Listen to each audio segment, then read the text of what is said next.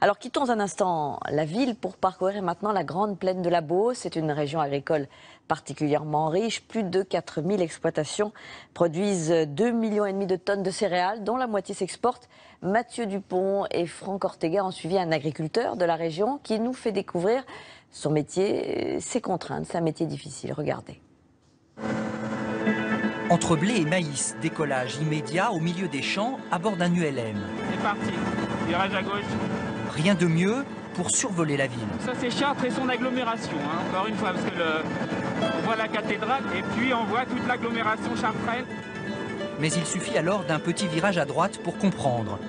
Tout autour, une immensité agricole, la Beauce, 500 000 hectares et 4000 exploitations en Eure-et-Loire, le grenier de la France.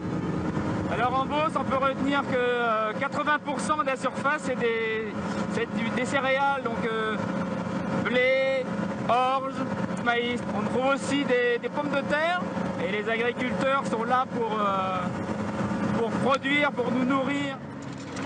Retour sur terre. Et voilà. À la rencontre de ces agriculteurs. Chez Jean-Michel Legnaud, on cultive 185 hectares de céréales de père en fils depuis 15 ans. À 7 heures, c'est toujours le même rituel. Tous les matins sur ma table, ma tasse de café, mon téléphone, l'ordinateur.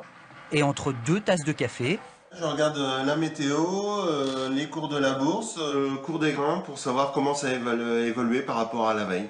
Le blé par exemple, 187,50 € la tonne. Ça a évolué un petit peu favorablement par rapport à hier. C'est l'heure du départ pour les champs, avec vue imprenable sur la cathédrale. Entre la moisson et les semis, Jean-Michel doit retourner la terre pour enlever les mauvaises herbes. Et surprise, ces terres touchent un lotissement. On est presque en milieu urbain, on est grignoté par l'urbanisme et donc il faut faire avec, quoi. Il faut arriver à travailler entre. Zone commerciale ou habitation, en 10 ans, près de 7000 hectares agricoles ont disparu. On est tout près de la ville, à 5 km de la ville. Là, on est à la maison. De ce côté-là, c'est le lotissement. Et de l'autre côté, c'est la campagne. Les enfants sortent et voient la moissonneuse-batteuse, voient les tracteurs. Ils sont très heureux. Quoi de mieux rêver? Et cette villa, ils sont des centaines à la prendre, les pieds dans la terre, à quelques kilomètres de là, au lycée agricole de la Saussay. La culture qu'on va planter là, cet après-midi, c'est des épinards. Sur le toit, il y a une antenne GPS qui va réceptionner les signaux. Ici, on apprend à semer avec précision pour limiter l'usage de produits chimiques. La précision du signal est de plus ou moins 2 cm. Donc aujourd'hui, l'image de l'agriculteur, du fermier avec une fourche dans les mains, c'est totalement fini. Ces outils, ce sera un GPS, des boîtiers électroniques dans les cabines de tracteurs. Au cours de nos études, on nous apprend à limiter nos impacts sur l'environnement et ces appareils-là, cette informatique embarquée, nous permet de nous diriger vers une agriculture durable. À la ferme, une alerte retentit sur le téléphone de Jean-Michel. Le blé est à 162 € la tonne, il vient de prendre 2 €. Direction le hangar où il stocke 300 tonnes de blé. En attendant que les cours montent, il faut vérifier la température des grains. Pour ça, j'ai l'habitude de rentrer le bras dans le blé pour vérifier qu'il soit toujours froid. Le marché du grain, c'est la bourse. Ça consiste à, comme là par exemple, à stocker pour pouvoir vendre plus tard en espérant que plus tard on ait un meilleur prix. C'est beau à voir, c'est le fruit du travail d'une année. Et maintenant, il suffit de le vendre le mieux possible.